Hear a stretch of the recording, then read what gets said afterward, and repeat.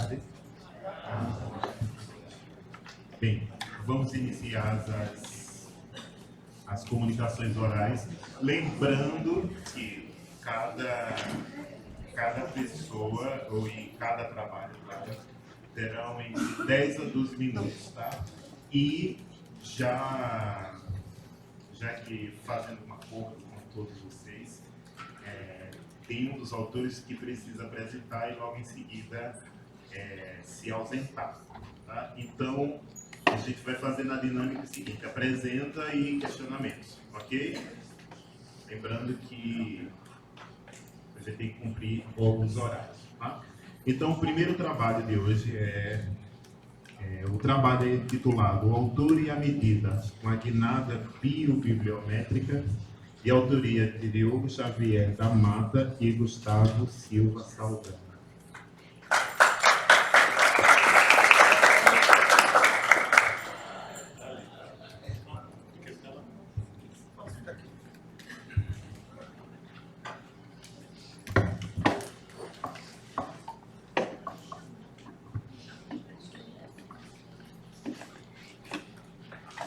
Boa tarde a todos. Meu nome é Diogo Xavier, eu sou mestrando do Programa de Pós-Graduação em Ciência e Informação do IBICT em convênio com a UFRJ. A minha apresentação se chama O Autor e a Medida, uma brincadeira com o título do Baudelaire, quando ele fala de bibliometria, que ele chama o livro e a medida, né? Eu estou falando o autor e a medida. E o subtítulo, uma guinada biobibliométrica, uma pergunta, né? Eu vou pedir desculpa, como o colega ali comentou, eu vou precisar fazer a apresentação e posteriormente me retirar. Então, vamos a minha apresentação sobre o autor e a medida, o autor e as métricas. A pergunta no subtítulo, uma guinada biobibliométrica, além de ser uma provocação, denota o tom de minha pesquisa ainda não concluída, portanto, apresento-lhes mais questões do que resultados. O trabalho tenta fazer interagir alguns conceitos para criar uma base teórica e algumas reflexões iniciais capazes de sustentar a minha pesquisa sobre a historicidade e a modernidade das biobibliografias. Historicidade é esta apresentada aqui nesse evento do ano passado.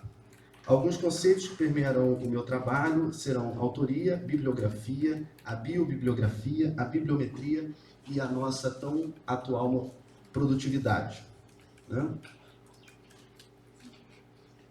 Primeiramente, começo com a questão da autoria e trazendo a ideia de um crítico literário, o Roland Barthes, francês, em que para ele o autor é uma personagem moderna, segundo o seu texto A Morte do Autor, né? Barthes aborda o que ele chama de império do autor, em que o texto está intimamente ligado ao autor.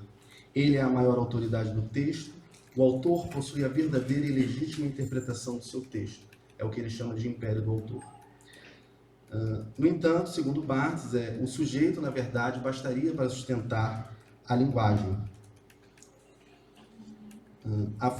Já Foucault, né, outro autor que trata também da autoria, né, no seu texto O que é um autor, ele traz a questão da função autor, que estaria ligada às condições e possibilidades de um sujeito aparecer como autor de um texto.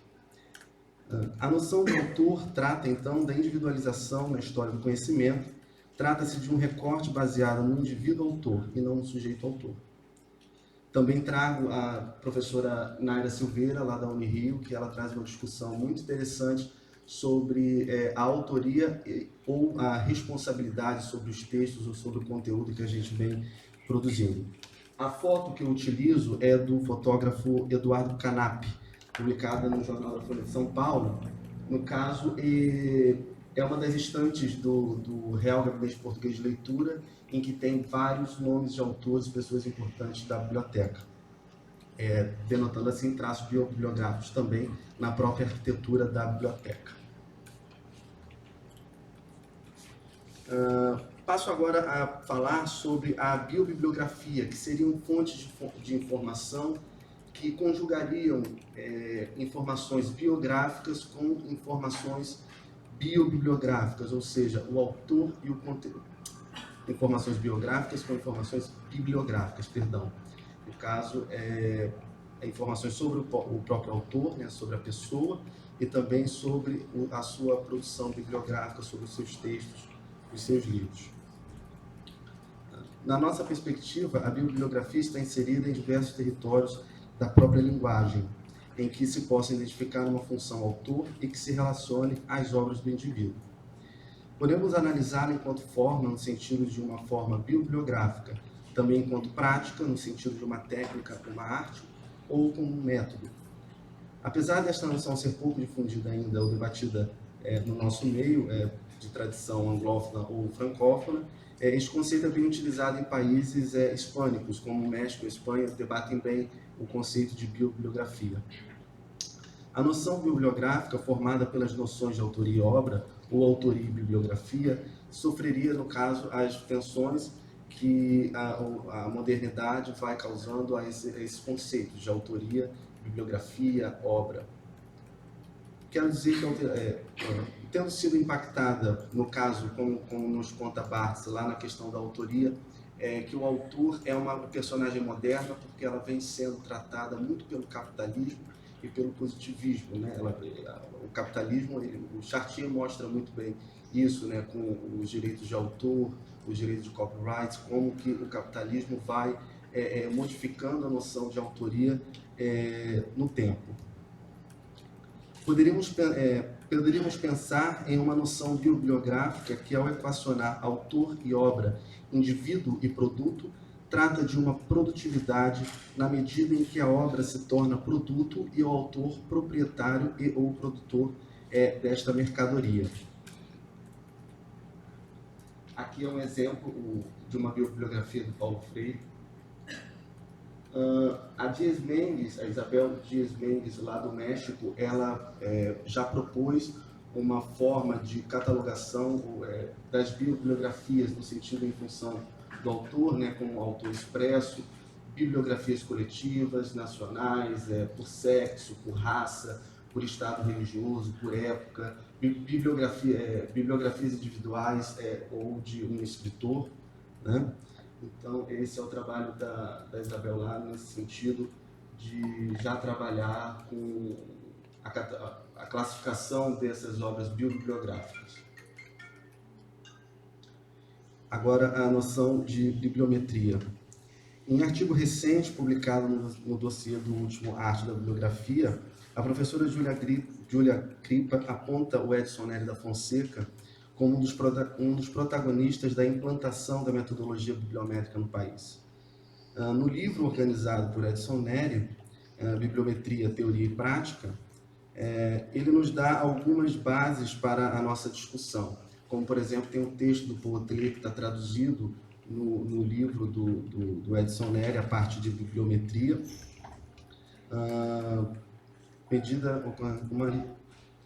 o Poetler trata como uma aritmética bibliológica a bibliometria, né? Porém fundamentalmente ligada à bibliografia. Então, a bibliometria seria estudos que tentam quantificar os processos de comunicação escrita. As bibliometrias, portanto, somente seriam possíveis quando possuem por base uma relação bibliográfica em que se apliquem os métodos quantitativos.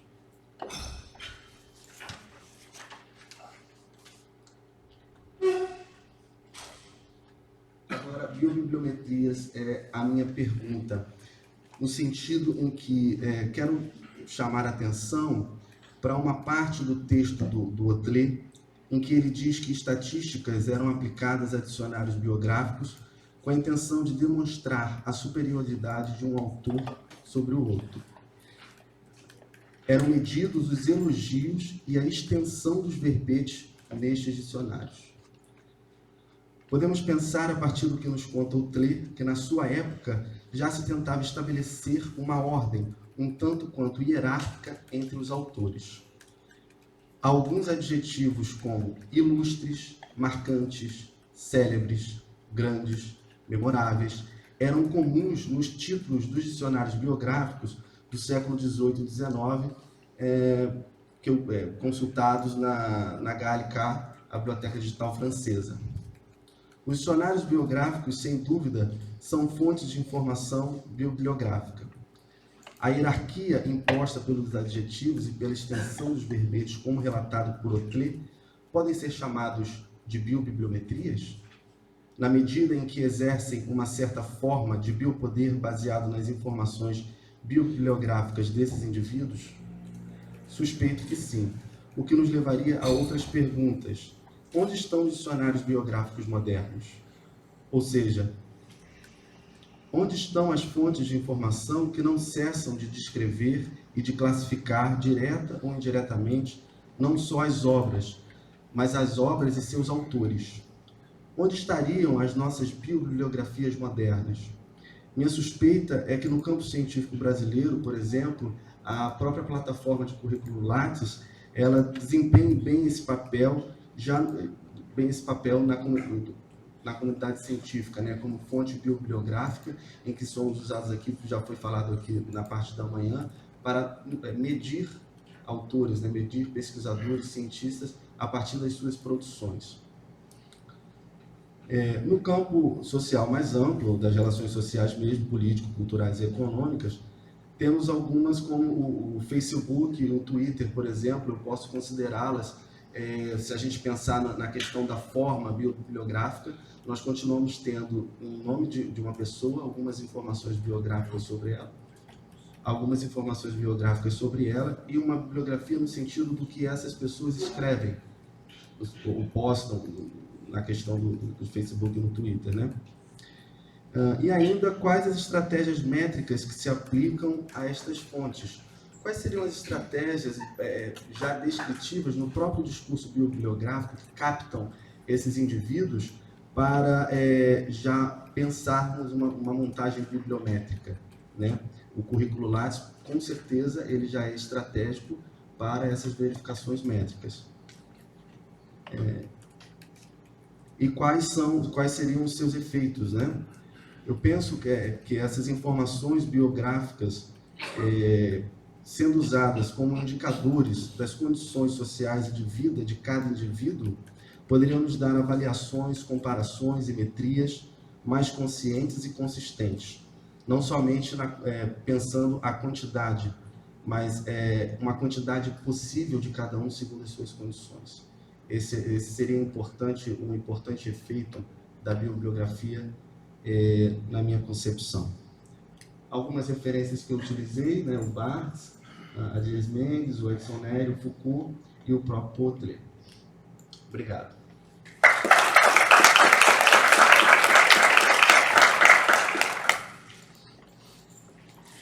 Perguntas?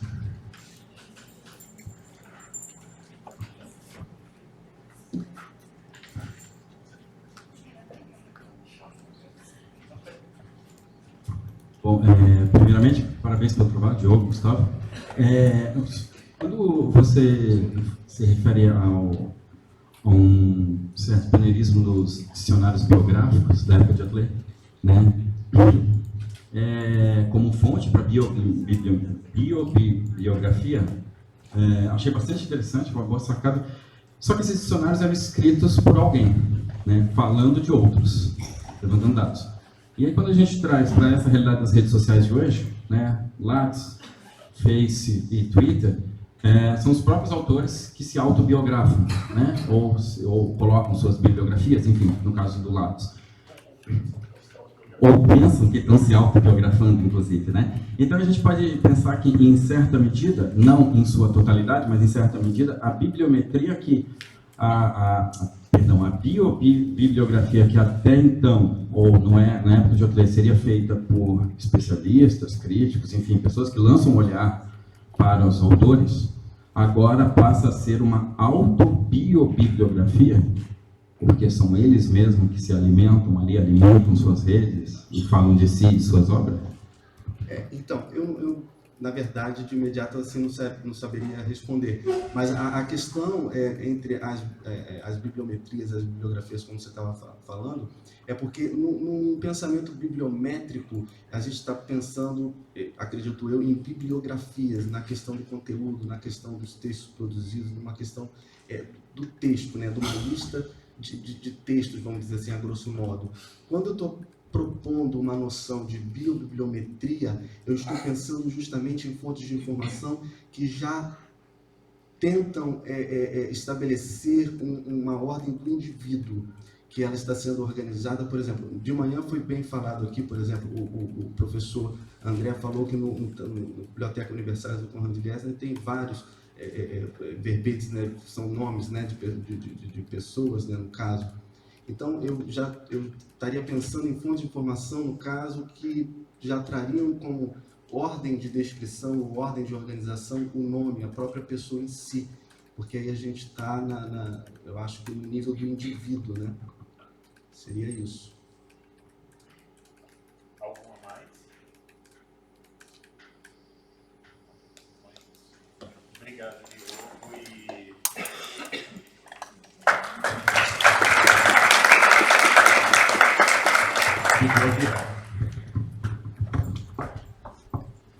Vamos lá. O próximo trabalho é 2 falas, 2 documentações. Ranganatha de autoria de Rodrigo de Sales, Igor Soares Amorim, Lani Lucas, Fernanda Salles e Daniela Camaraquis.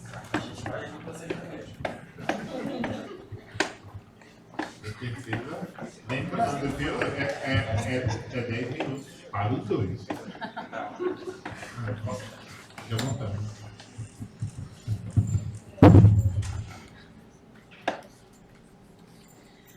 Boa tarde a todos e todas. Este trabalho foi desenvolvido por um grupo de professores da Universidade Federal e aqui da Estadual, onde nós buscamos comparar as 2 falas de Ranganatha e Othran.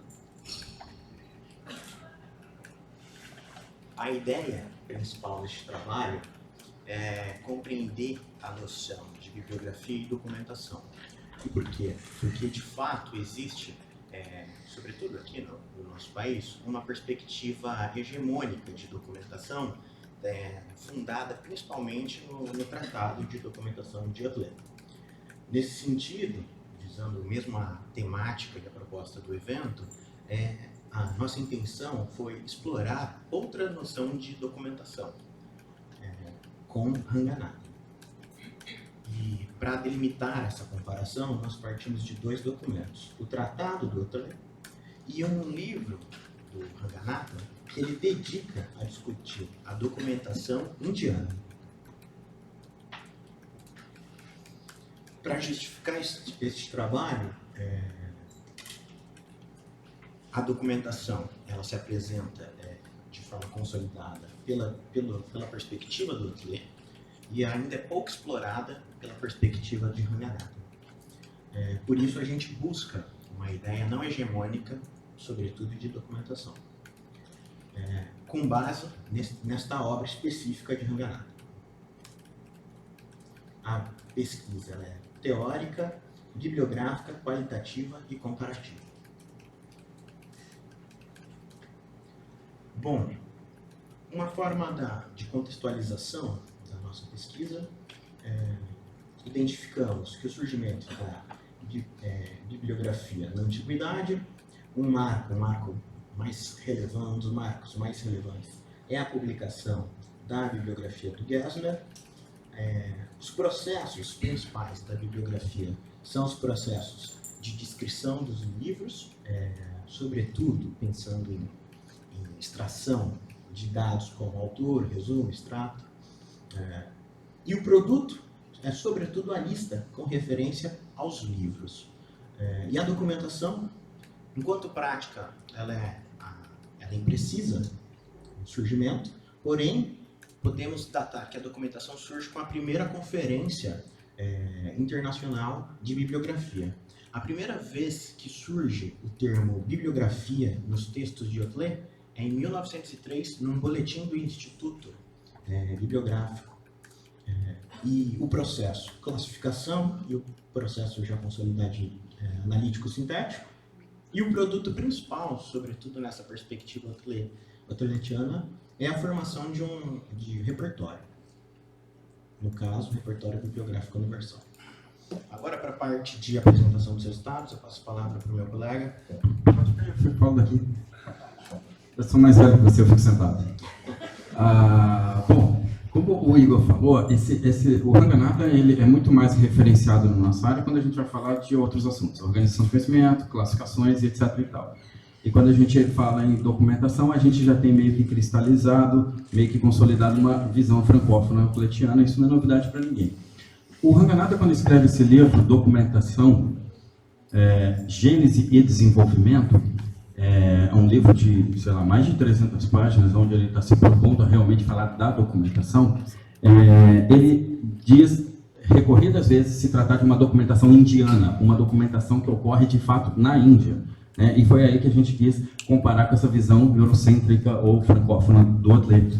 E aí a gente pensou, vamos ver o que eles entendem por bibliografia e por documentação. E por bibliografia, o Ranganatha, a gente colocou essa definição que ele bota ali. Uma bibliografia é um catálogo mais de livros inteiros do que de papers. Olha só que interessante, né? A visão, mais de livros inteiros. Então, ele faz essa distinção para dizer que a bibliografia nada mais é do que a tarefa de compor repertórios bibliográficos, repertórios, descrições de livros especificamente, porque a lista de documentos realmente seria um papel da documentação e não da bibliografia. Então ele tem uma visão bastante prática, né, o que se assemelha de Autler, que também entende a bibliografia como uma prática, né, é o inventário, a descrição das obras publicadas, independentemente do saber as quais coleções bibliotecas se encontram. Então, nesse aspecto relativo a o que eles entendem por bibliografia, há uma convergência em entender que é uma prática. Porém, para o Ranganatha, é uma prática da biblioteconomia.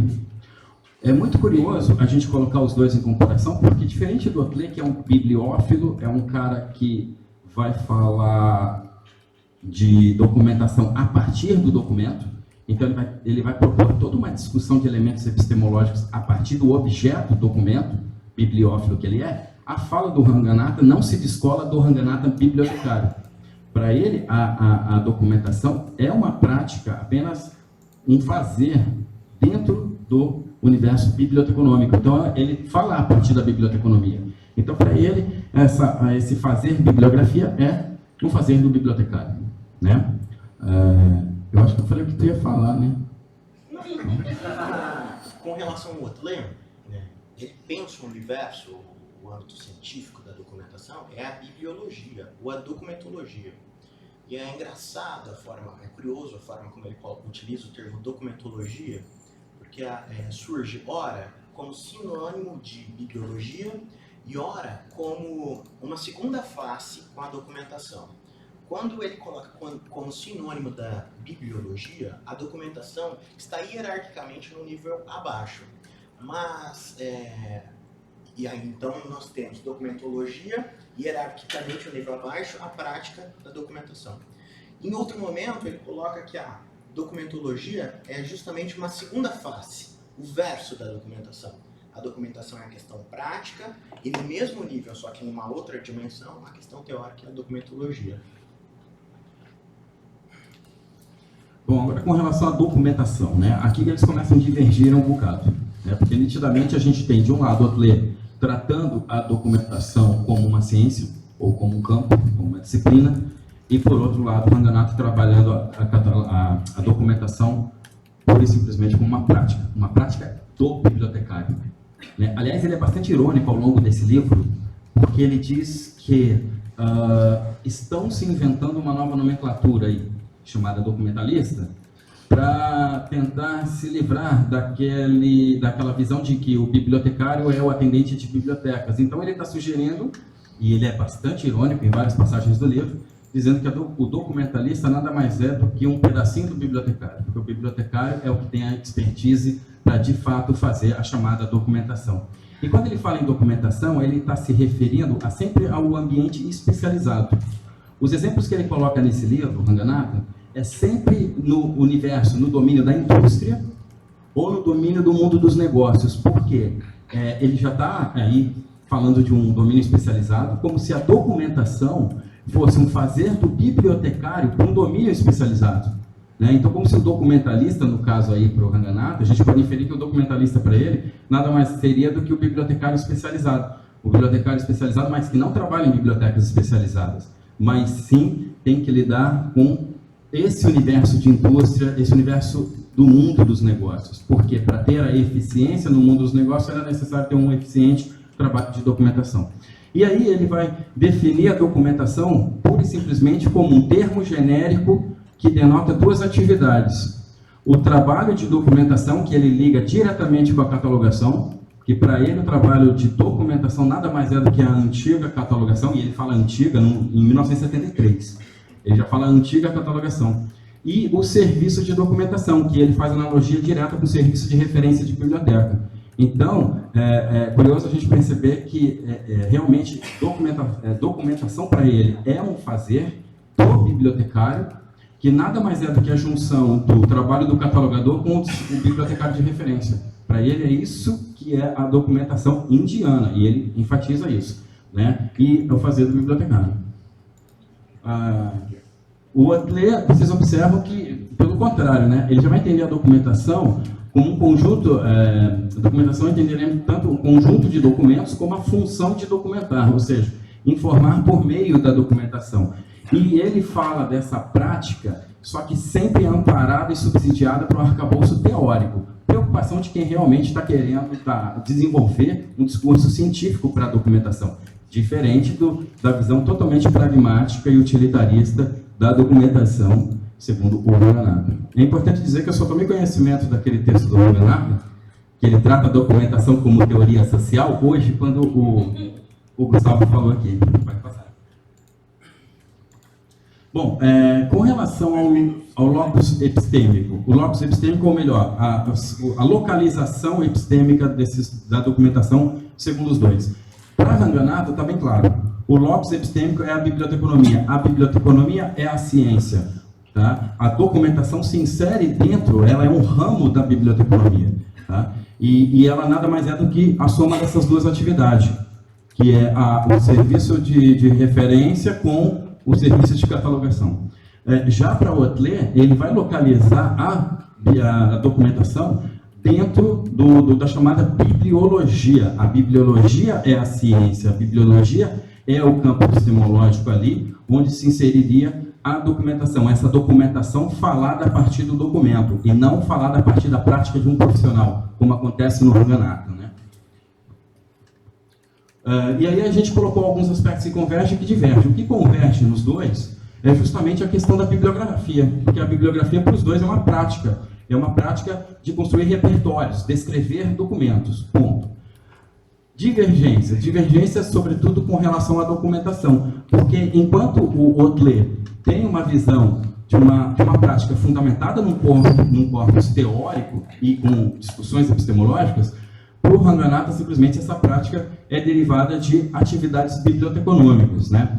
E aí, fazendo até uma alusão ao título do evento, né, a arte da bibliografia, fica bastante claro aqui, é claro que a gente está fazendo uma brincadeira, nós estamos analisando esses textos, o que a gente traz aqui são mais alguns conjuntos de ideias só para compartilhar, é óbvio que isso vai ser aprofundado, mas a gente pode aí arriscar dizer que a documentação para o Watley é ciência e a documentação para o Ranganatha é arte. A arte no sentido, é o produto de um artífice que produz bibliografias. Então tem uma base muito mais técnica e até mesmo intuitiva, fala o Ranganatha, do que uma base epistemológica elaborada como fala o Watley. Então ciência para o Watley, arte para Ranganatha. Né? É isso, essas são as duas obras que a gente consultou. E, bom, o recado é esse, né?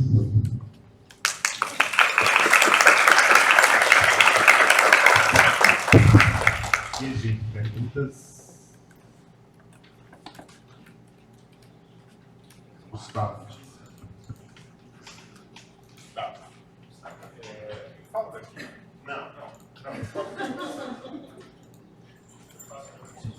Isso, mas Parabéns,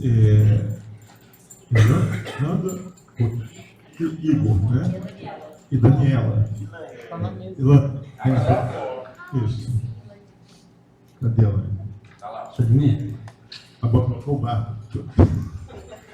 Não, eu acho que a organização de vocês está perfeita e para mim me ajudou ainda mais a ver as diferenças de como. Cristina Ortega não vai falar nada, não? Quando a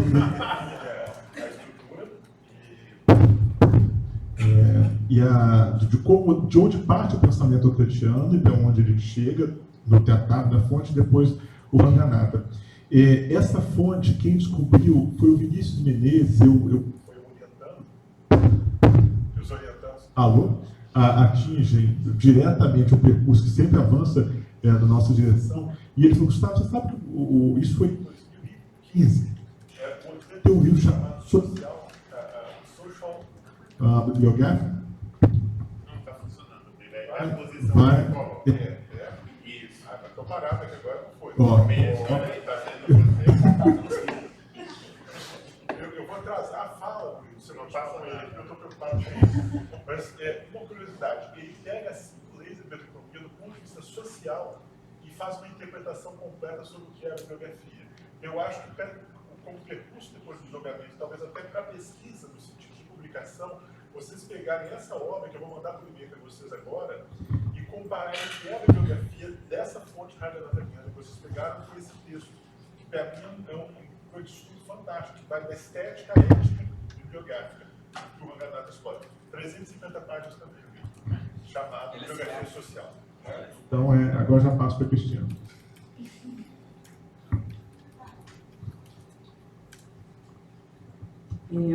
Primeiro, parabenizar a iniciativa de vocês, porque é o tipo de trabalho que a gente está precisando fazer, né? Quer dizer, todas as áreas fazem isso, né? Leem os autores e contrapõem os autores, foi muito interessante.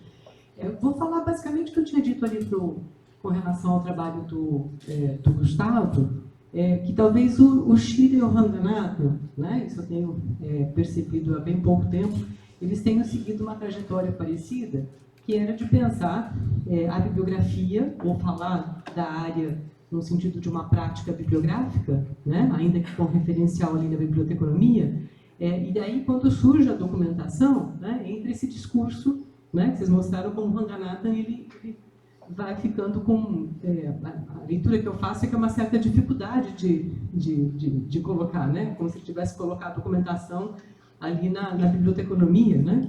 E vai tentando arranjar uma resposta para aquilo, né? Alguma coisa dessa ordem. Será mesmo? Pois essa é a minha leitura. Enquanto que o Otley, ele faz mesmo né?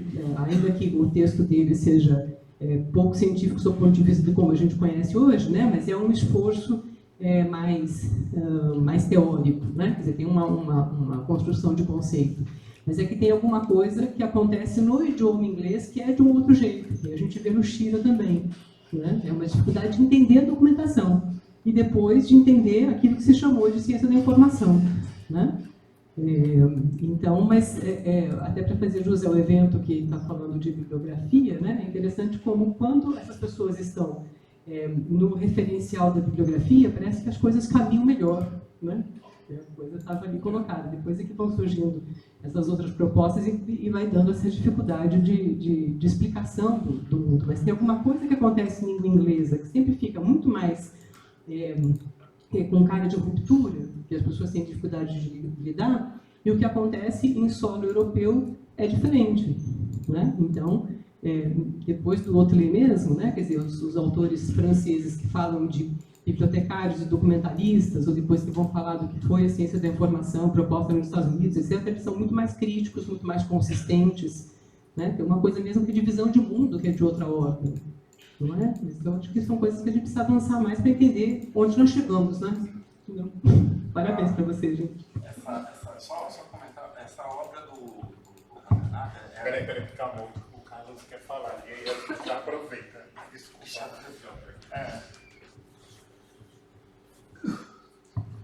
É bem rápido, eu juro. Primeiro, eu estava sem eu li em algum trecho do tratado uma citação que me lembrou o Ranganatha na hora. E como as obras são lembrou as 5 leis. E eu não trouxe o catatal porque, enfim, ele pesa, então eu ia me expulsar. Depois eu vou ver e mando para vocês onde que eu identifiquei isso. Porque justamente me chamou a atenção. Eu acho que o Baudelaire leu a obra do Ranganatha. Eu fiquei com essa sensação nesse trecho do tratado. Só que eu não vou lembrar agora o que foi que me chamou a atenção nisso. E outra coisa que eu fico pensando é justamente, indo na linha do que a Cristina falou, o Baudelaire cria a documentação como ciência da paz. Aí vai na linha também do que o Gustavo falou. E é interessante eu também ver essa dificuldade de compreensão do mundo anglo-saxão, de entender realmente essa dinâmica da documentação do Baudelaire, até porque ela não pode ser vista por um prisma, ela tem que ser entendida também como uma ciência política. Ela tem um contexto político que não pode ser esvaziado. Isso que era rápido, é só isso. E depois eu te mando a anotação, Rodrigo. Com relação a... Com relação ao ter lido o Ranganatha, ele pode ter lido outras obras, mas não essa. Não, essa Porque essa é da década de 70. Né? eu fiquei com a sensação de que essa tinha sido as 5 leis. Tá, não. Tá. Ah, possivelmente. É que é de 31. E com relação ao que a Cristina falou, é curioso, uma coisa que chamou muito nossa atenção quando a gente estava trabalhando é o fato de que se tem uma característica no Ranganatha é ser teórico. Né? E para falar de documentação, ele resumiu tudo numa prática de bibliotecário. Ele não foi nada teórico para falar de documentação. Né? Ele é tão teórico que ele conseguiu fazer com que os colonizadores ingleses ficassem colonizados pela biblioteconomia dele, que era um colonizado indiano. Né? Coisa rara, né, para um inglês. Então, assim, nos chamou muita atenção realmente resumir a documentação nessa prática do bibliotecário. O que nos leva a crer que nesse universo Inglaterra e Índia, a hegemonia do discurso biblioteconômico ficou meio que blindado para se discutir do ponto de vista epistemológico a documentação. Então, tudo que dizia respeito a documentos e livros, eu acho que foi encampado pelo discurso da biblioteconomia. Então, possivelmente isso deve ter acontecido. Eu estou especulando aqui, pensando alto com vocês. Tá? Mas realmente é um esforço que a gente vem tendo. Já fizemos isso com Kaiser, com Baudelaire, com Ranganatha, botar lado a lado e para entender um pouco melhor esses assentamentos aí, né? Isso. Tá bom. Obrigado, gente.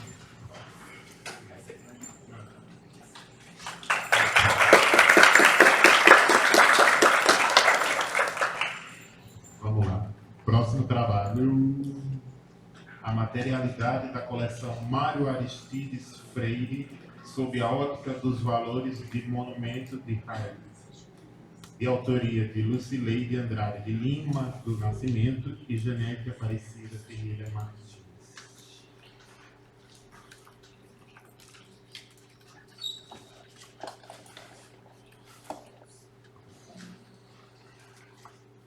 Boa tarde. Ele vai me avisar, né, do prazo. Obrigada, é um prazer estar aqui com vocês. Eu que passo a... É só mirar aqui? Pra cá. Vira. Aperta uma setinha. Você tem que apertar aqui pro computador. Pra onde? Pra cá. Pra cá? Pois bem, essa pesquisa, ela emergiu de um trabalho de conclusão de curso. Foi uma experiência de uma aluna, Janete Aparecida Ferreira Martins. A ideia, né, inicial dessa pesquisa, quando, por ocasião do estágio obrigatório, né, no setor de coleções especiais da Biblioteca Central da nossa Universidade Federal do Espírito Santo. E o objetivo inicial era analisar essa coleção Mário Aristides Freire sob a ótica do seu valor patrimonial. Né? Então, a princípio, alguns esforços naturais de descrever esse processo, de como foi a incorporação dessa coleção no acervo da biblioteca, entender as características que circularizavam essa coleção, contextualizar e posteriormente, pensar essa coleção sobre a ótica dos valores de monumento propostos por Rio. Então, a priori, foi esse exercício. Posteriormente, nós começamos a olhar para essa coleção com outras possibilidades. O trabalho, né, de conclusão de curso já havia finalizado, né? Mas foi uma etapa inicial cumprida de detalhadamente observar e posicionar um pouco mais, a partir dessa proposição de Rigo, pensar essa coleção que já está catalogada no acervo de coleções especiais, já sofreu alguns processos, né, de inventário, de definição em termos de descrição bibliográfica, ela consta no catálogo, no PERCO, mas não se tinha muito detalhes sobre esse processo, como foi o ingresso. Então, o trabalho de conclusão de curso inicialmente deu conta desse processo.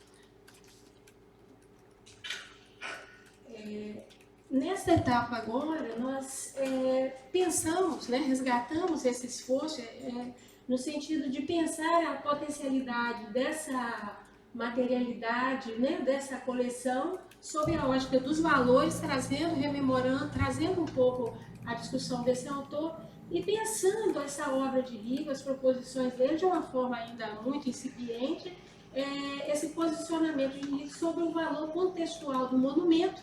E posteriormente, quando a gente olha para Fromm, a gente encontra, né, ele também discutindo esse valor da documentação, ou o valor dessa materialidade, desse caráter público e social da informação, que em Hegel também, em certa medida, ele foi resgatado, né?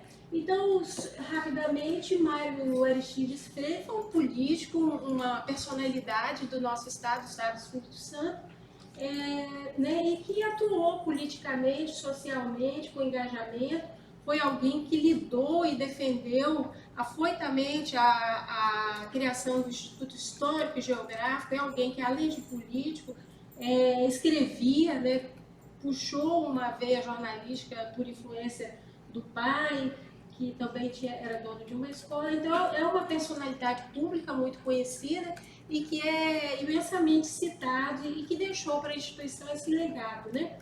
E durante muitos anos atuou, né, na Sociedade do Espírito Santo e é muito citado.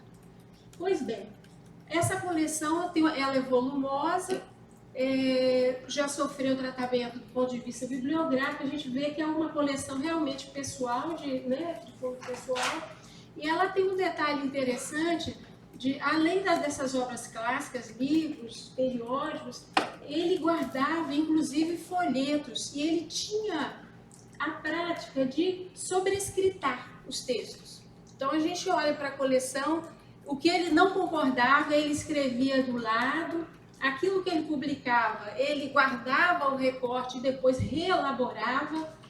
Então ele tinha um ato assim, bastante interessante de documentar e de guardar o processo. Então, é uma coleção realmente, socialmente, ela tem um valor, né? E o Hegel, ele trouxe para a gente essa possibilidade de olhar com mais...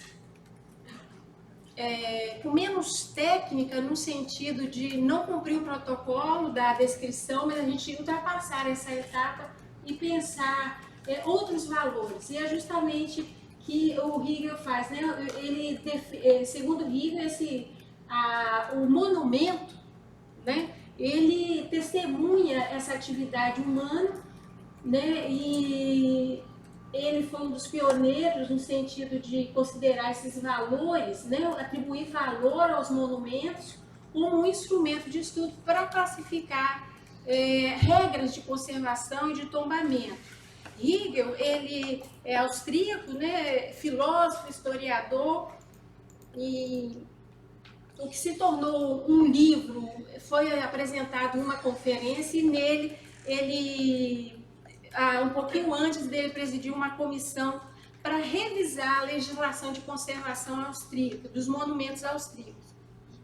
Então, o livro foi publicado em 3 capítulos em 1903, e ele, então, discute, questiona a época, o que seja essa palavra monumento, né, e os conceitos que se tratavam, né?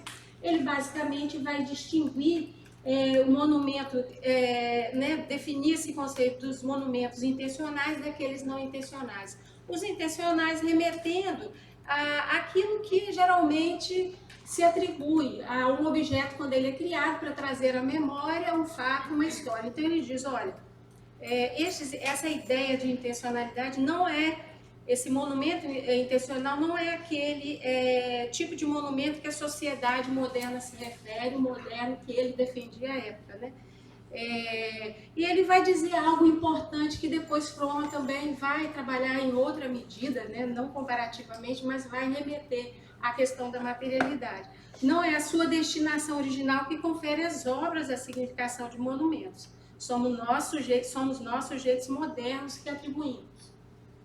E vai trazer um novo conceito de monumento, já discutindo monumento como um evento histórico, sujeito ao tempo e espaço, né?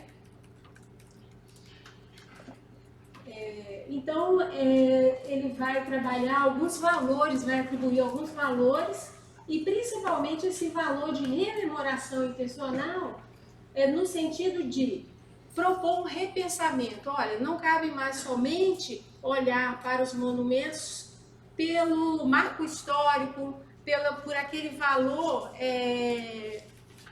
que ele traz e que historicamente, por exemplo, como o Arco do Triunfo, ou algumas, né, imagens clássicas da arte, principalmente da arte greco-romana, mas ele propõe então um olhar e vai trazer alguns valores que vão tentar, na marcação de tempo e espaço, modernizar, por assim dizer, essa possibilidade, né?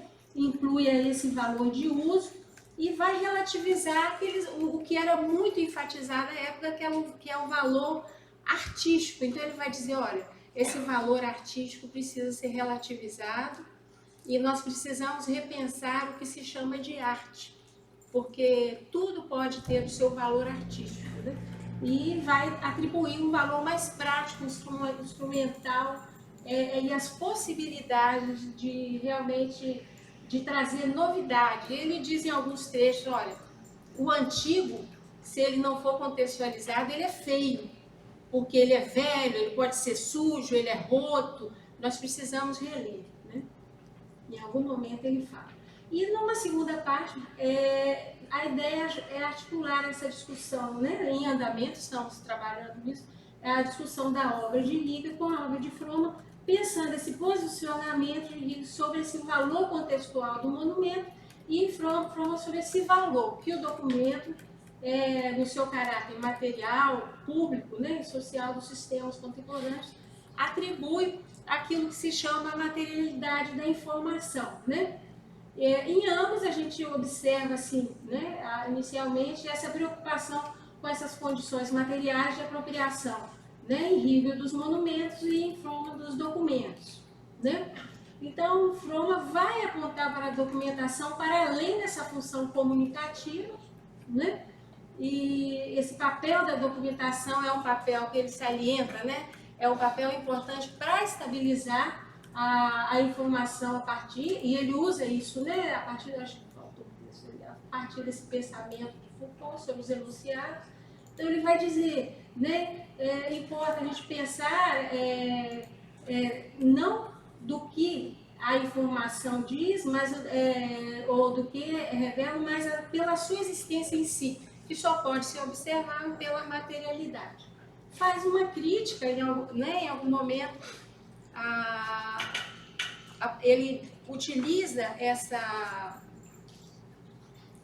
base em contraposição, em oposição ao conceito mentalista de informação, né, que inicialmente ele tem um artigo dele, acho que de 2006, trabalhando esse caráter público e material da informação, e que ele faz essa crítica, né, e essa formação concebida como algo presente na mente, mas ele vai trazer então em contraposição essa materialidade, né,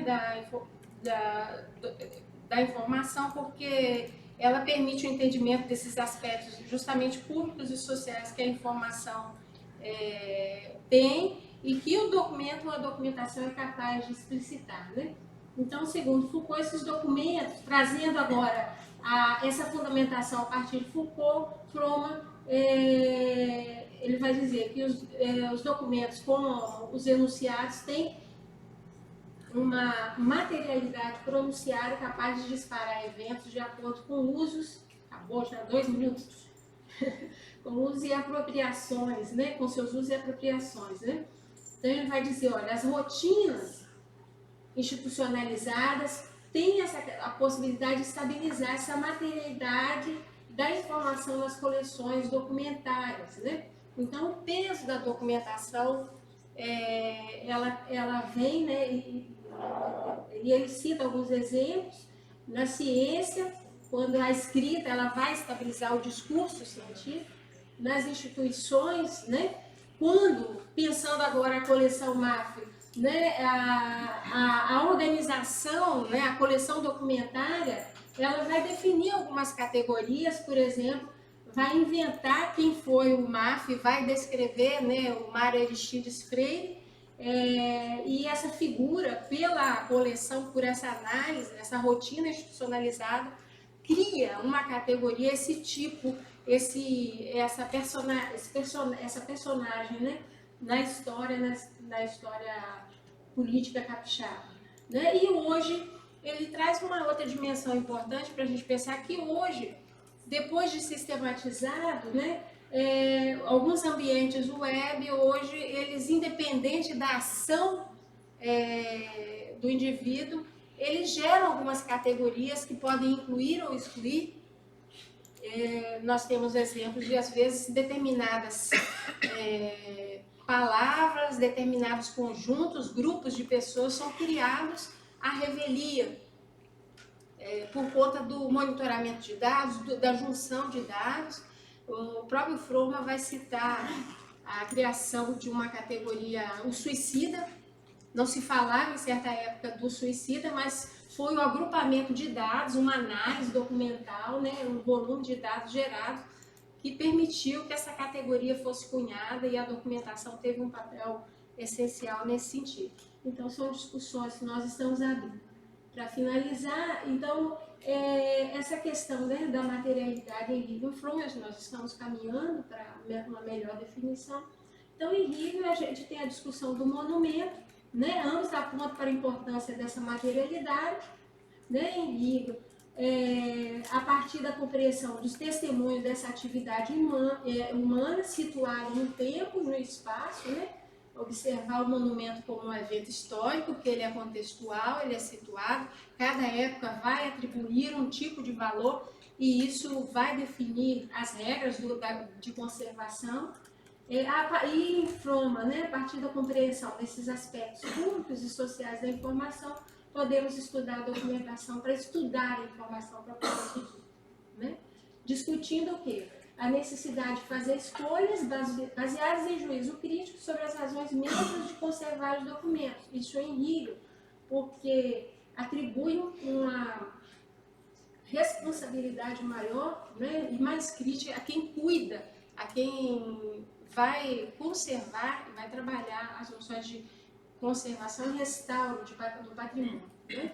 Em Fromm, discute-se esse poder dos enunciados, no exemplo da documentação, o poder da escrita na criação, na invenção de tipos e categorias, instituições e pessoas, né, que a documentação é capaz de produzir.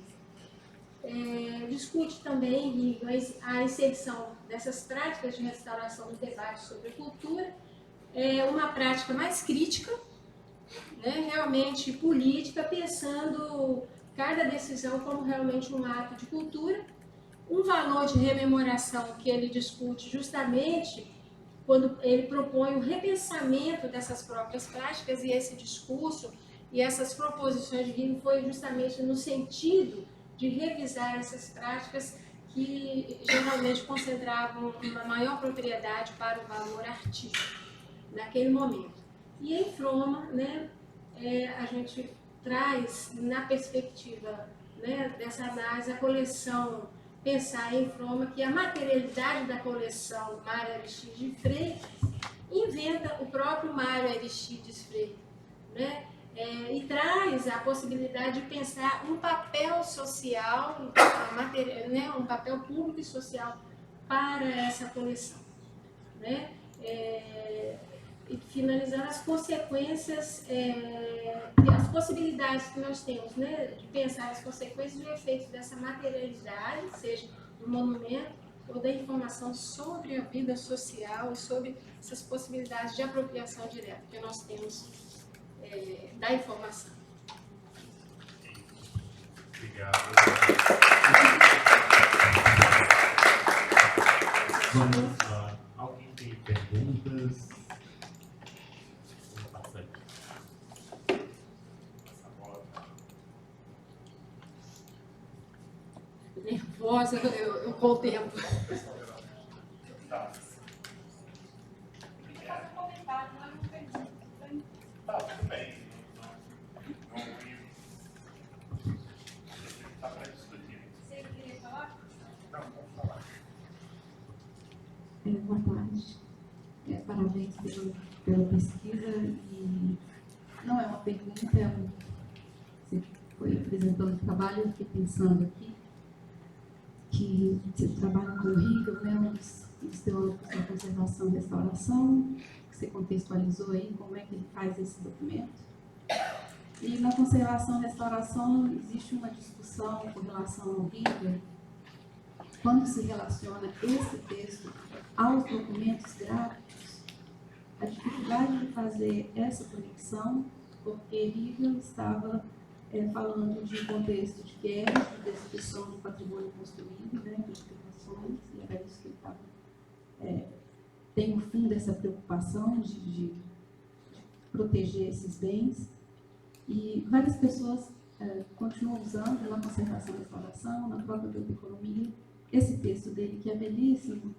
E aí o meu comentário é sobre essa dificuldade de não termos na área, né, textos que fundamentem essa importância do que o Hegel está falando desses valores, que são valores para o patrimônio arquitetônico, que podem servir sim para o patrimônio gráfico, mas a gente sempre fica migrando, como os outros teóricos da restauração, se a gente for procurar os outros, César Brand, todos os outros, falando de patrimônio arquitetônico, e nós, né, a turma do patrimônio bibliográfico, que trabalha com isso, adotamos esses teóricos, porque são importantes, são válidos, mas a ausência, né, a necessidade de trabalhos teóricos, epistêmicos, que falem dessa valoração também, dessa importância da preservação e do trabalho com esses documentos, mas que sejam naturalmente criados, ou naturalmente não, né, não será naturalmente essa criação,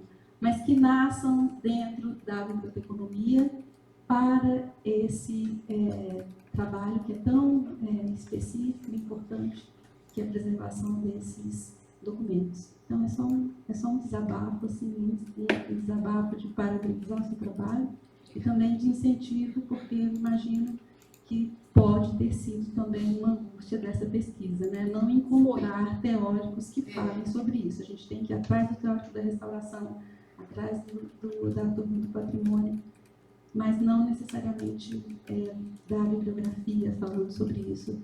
Possivelmente alguns catálogos de bibliofilia falem sobre isso no 18, mas não nesse momento. Parabéns pelo trabalho. Eu posso só responder? A angústia é que a coleção ela já está catalogada, por assim dizer, né? Ela já está inserida, ela está lá entre 10 ou mais coleções já sistematizadas, mas a potencialidade dela ainda não foi pensada e retrabalhada.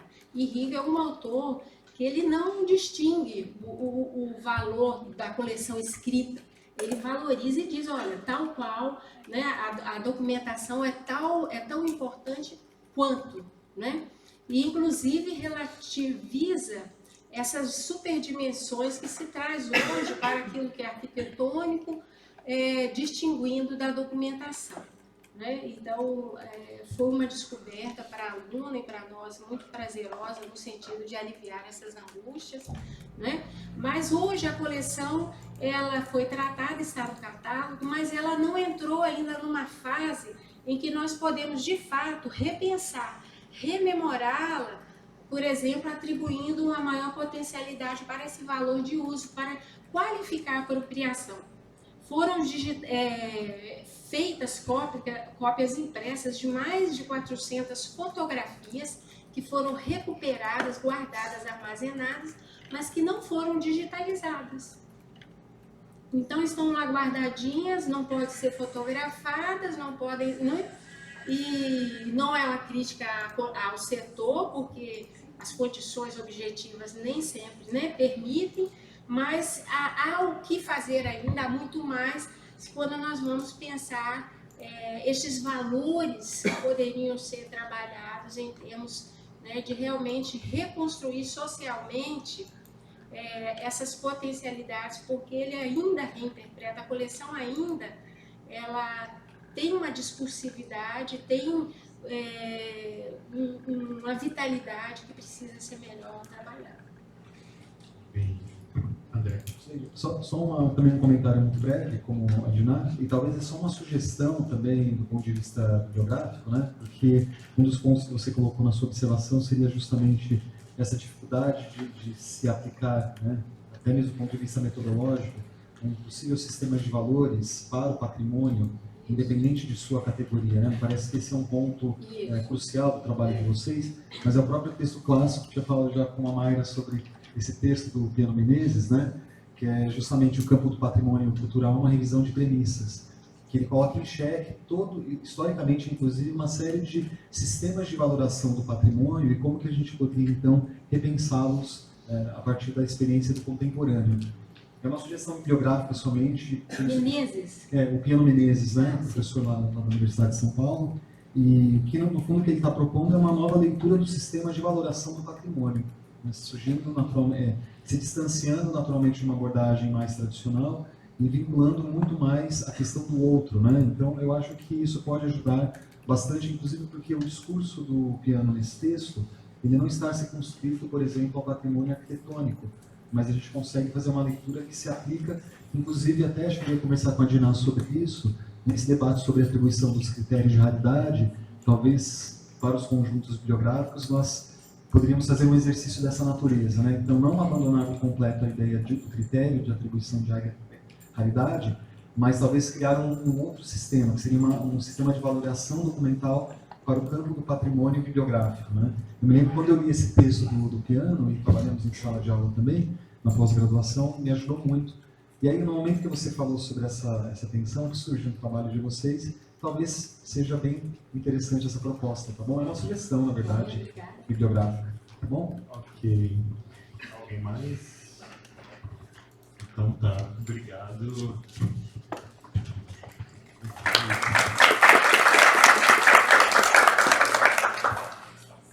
Próximo trabalho, bibliografia, o lugar, espaço e espaço-tempo da obra de Cassandra Rios, de autoria de Mayra Cristina Gabriel Meneghelli e Pedro Ernesto Fagundes. 10 minutos, ok? Ok, por favor. Boa tarde a todos e a todas. É um prazer participar pela terceira vez deste evento. Parabenizo os organizadores e apresento, como mencionado, o trabalho Bibliografia, Lugar, Espaço e Espaço-Tempo da obra de Cassandra Rios, em coautoria com o mestrando em Ciência da Informação da Universidade Federal do Espírito Santo e o professor Dr. Pedro Ernesto Fagundes, também do programa. Eu menciono o apoio da CAPES para o desenvolvimento desse estudo. Quero iniciar minha apresentação com um trechinho a seguir. A alegria do pecado às vezes toma conta de mim, e é tão bom não ser divina. O direito, ainda que profano, para o mundo ser sempre mais humano.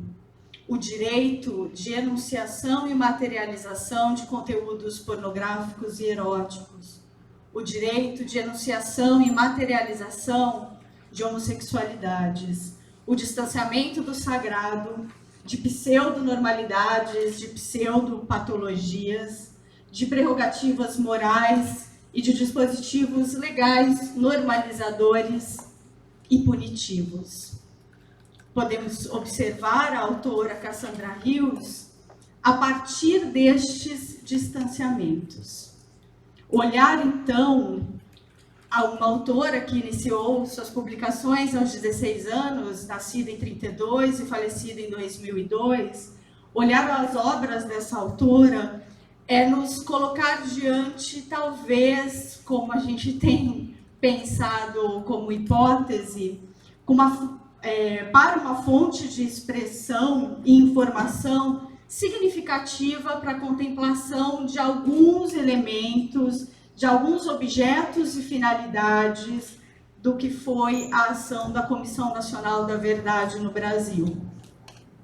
Então, olhar para a obra, ou para os livros, enfim, para as obras da Cassandra Rios, olhar também, auxiliar no exame e esclarecimento do quadro de graves violações de direitos humanos praticados durante a ditadura militar.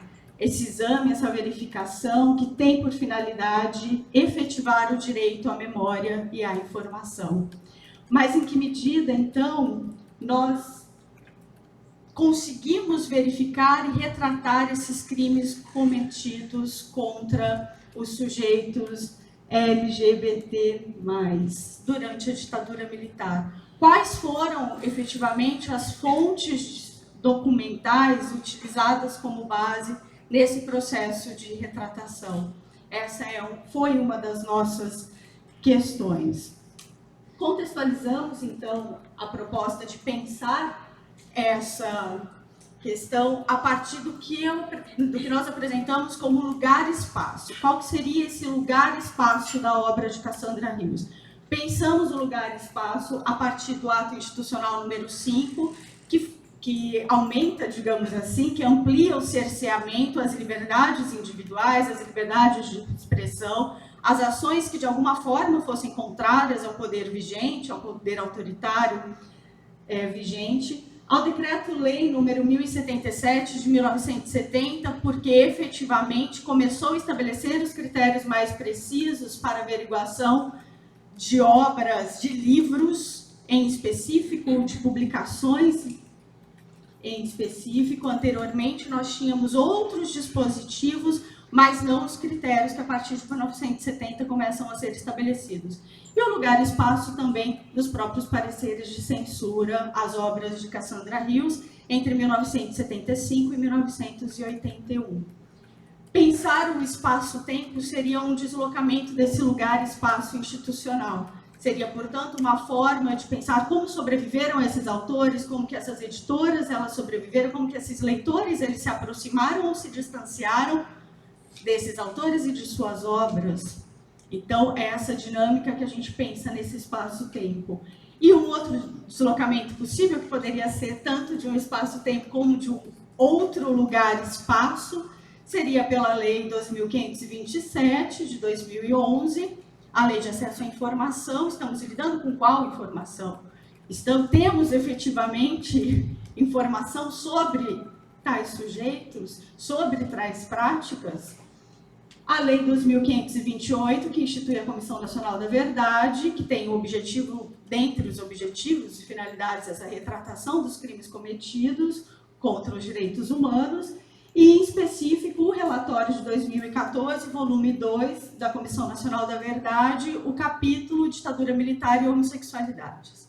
Então, é a partir disso que a gente começa a pensar como que essas representações, elas não puderam ser objeto de averiguação. Alguns, alguns marcos teórico-conceituais, a gente tem se respaldado na sociologia da ciência, a partir da noção de coletivo de pensamento, de gênero social do pensamento, primeiro vinculado ao Fleck, segundo a Merton. A ciência da informação, com aproximação, buscando aproximação com Fromm, em diálogo com algumas obras do Michel Foucault, para pensar essa questão das das sexualidades periféricas, da materialização, da existência dos sujeitos pelo documento. Os objetivos a gente estabeleceu em diálogo, né, interface em aproximação com a interface cultural repertorialística da bibliografia, para trazer as condições de materialidade dos enunciados e dos discursos, pensando nas formas de retratação de alguns dilemas socioculturais que se estabelecem nessas não materialidades relacionados aos sujeitos LGBT+. Como objetivos específicos, nós buscamos destacar alguns aspectos de conjuntura do período da ditadura militar, as potencialidades das obras da autora e das editoras nesse período. Então, na verdade, um desmembramento é uma análise de conjuntura, e analisar de que maneira as referidas obras podem ser pontos de referência para a representação e configuração de existências periféricas aos discursos científicos e oficiais que foram, de certa medida, objeto da Comissão Nacional da Verdade. Nos pautamos em revisão de literatura e um escopo de aproximadamente 18 obras de Cassandra Rios. Isso foi me perguntado no resumo, após o envio, mas estava em elaboração. Aqui eu apresento algumas dessas obras, eu dividi para melhor visualização, porque, na verdade, ao longo da ditadura militar, existem referências de 36 obras censuradas. No entanto, os registros, eles não coincidem, são meio confusos. A partir do cruzamento de algumas referências, a gente conseguiu verificar 18 obras, e estamos em averiguação no Arquivo Nacional para encontrar se efetivamente esses documentos ainda existem desses pareceres de censura. Por enquanto, estamos mais certos de 15 obras. Então, pode ser que até o final do texto isso tenha uma modificação. Daí os pareceres, como eu mencionei, a partir de 75.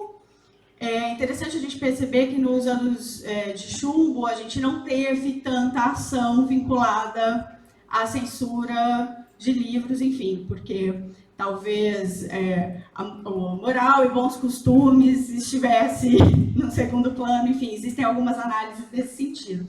Mas essas ações que têm uma legislação mais específica, um regulamento mais específico, a gente tem muito de peças de teatro, músicas, e os livros a gente acaba encontrando no segundo plano. Até a recuperação dessas informações na base de dados da Comissão Nacional da Verdade não é tão simples assim.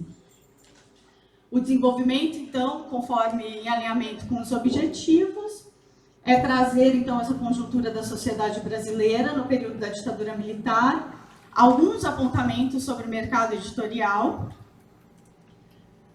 para verificarmos, então, a alocação das obras de Cassandra Rios, como ela era alocada, como que ela era compreendida e por que ela foi, e tentar, né, alguns elementos para pensar por que ela foi a escritora mais censurada durante a ditadura militar.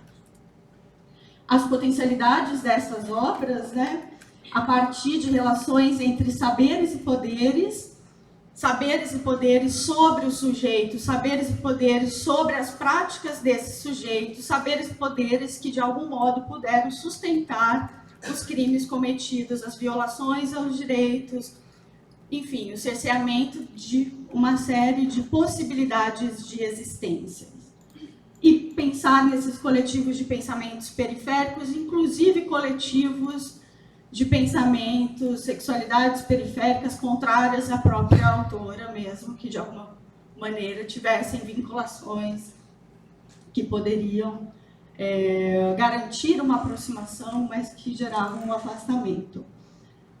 Colocamos, né, como análise essas obras como documentos históricos e documentos de cultura, a partir do qual, então, sujeitos e suas práticas sociais configuram condições de existência, aqui um diálogo próximo e total com o Fromm e com Foucault, condições de existência, materialidade, permanência pela ficção, transpondo os discursos científicos e os registros oficiais.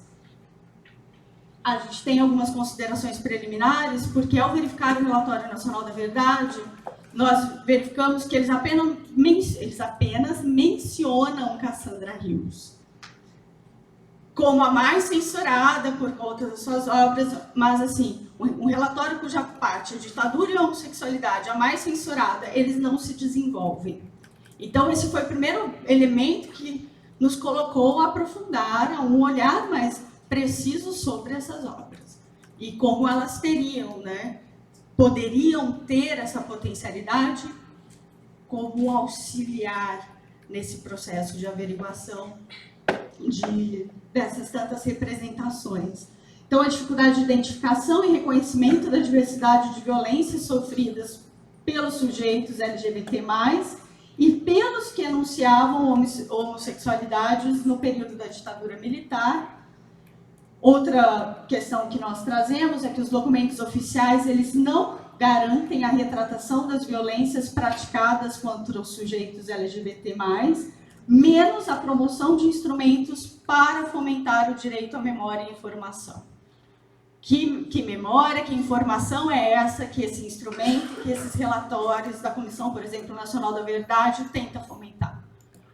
A relevância aqui é uma das nossas propostas. Qual seria a relevância, a possibilidade, enfim, a contribuição da bibliografia para a elaboração de repertórios culturais, de obras ficcionais LGBT+, como recurso auxiliar no processo de reconhecimento de existências periféricas sujeitadas pelo Estado e pela sociedade brasileira na ditadura militar. Algumas referências centrais. E muito obrigada.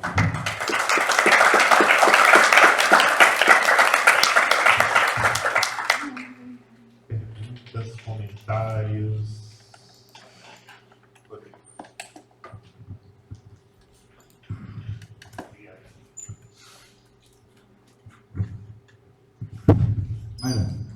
Parabéns. Olha, eu vou te falar que poucas vezes eu vi uma delimitação de um problema tão bonito, né? Porque você imagina identificar bases documentais para a retratação de injustiças, né? E basicamente é isso que vocês estão perseguindo nessa pesquisa, e é de uma beleza tão grande tentar responder isso, né? Seria de um favor e de uma função social da nossa área. Imagina a gente conseguir identificar bases documentais que potencializam a retratação de injustiças sociais com Qualquer outro, né? Além desse. Então, a minha pergunta vai justamente nessa toada. Vocês já conseguiram chegar perto de identificar? A gente viu ali que, por exemplo, os documentos oficiais não dão conta do recado, né? E você sugere que os repertórios podem contribuir como complementar, mas vocês chegaram a conseguir delimitar quais são as bases documentais que, de fato, potencialmente conseguem consolidar uma retratação com essas injustiças? É só uma sugestão, Maia, porque eu acho que você abre uma discussão sobre bibliografia do ponto de vista de um tipo de prática bibliográfica, prática de reunião, identificação e disponibilização de documentos, ligada, para mim, em parte, ao que a Icléia Thyssen aborda como documentos sensíveis.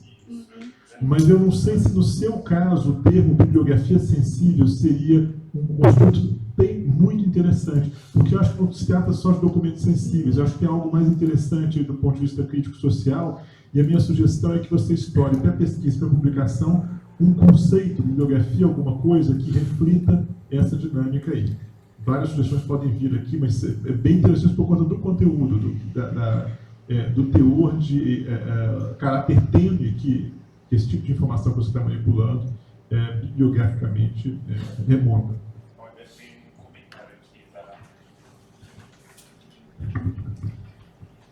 Bom, parabéns pelo trabalho, foi belíssimo. Eu trabalho na Universidade Federal de Minas Gerais e trabalhei com o arquivo AESE por um bom tempo, ainda continuo trabalhando. E é só um comentário que também pode colaborar na sua pesquisa. o corte temporal desse arquivo, né, da Assessoria Especial do Serviço de Informação, que foram instalados nas universidades, na UFMG, o acervo que tem lá, ele tem uma série de livros censurados.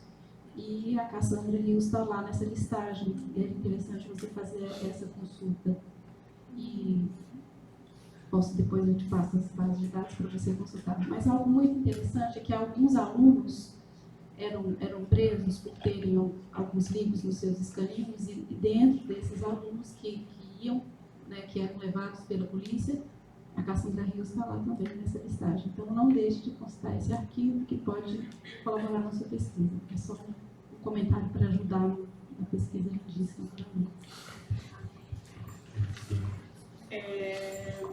Rodrigo,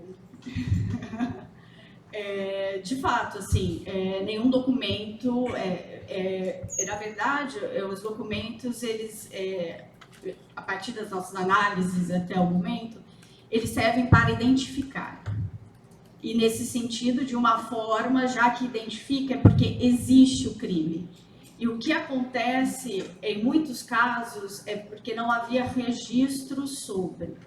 Então, os documentos, quando a gente pega os documentos oficiais, a gente não vê porque, na verdade, nesse sentido que a gente vai entrar com essas existências periféricas, com essas sexualidades periféricas. Por quê? Porque elas não eram consideradas, elas não existiam. Então, a dificuldade também está nesse sentido, porque como não existia, como que você vai pontuar que é por aquele motivo, ou, enfim, que aquela pessoa foi apreendida. Daí, no caso, a gente pensa que, a partir das obras e dessa aproximação com um objeto que retrate, talvez, uma condição de existência, de ser, enfim, né, fique mais fácil esse percurso. Mas é nesse sentido, pela visão de que eles não eram apresentados porque eles não existiam, mesmo que eles fossem punidos.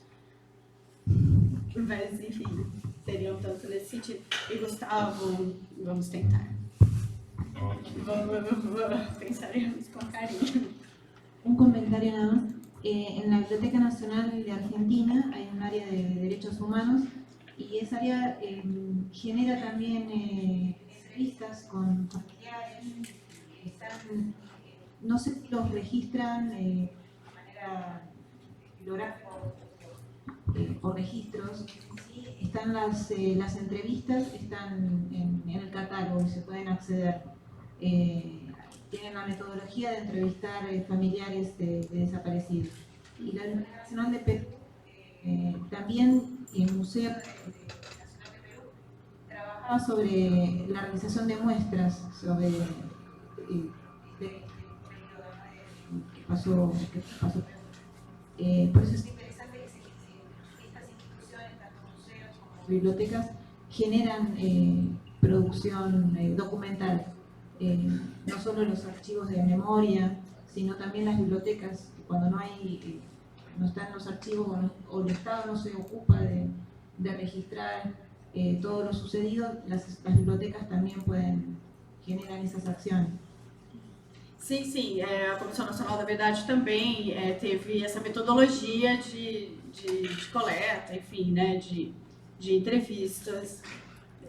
Viável, mas para voltar, que pode ampliar um pouco a questão, mas é o lugar e o espaço da obra desta autora, que é muito mencionada como a mais censurada, mas efetivamente no momento oficial como que isso se estabelece.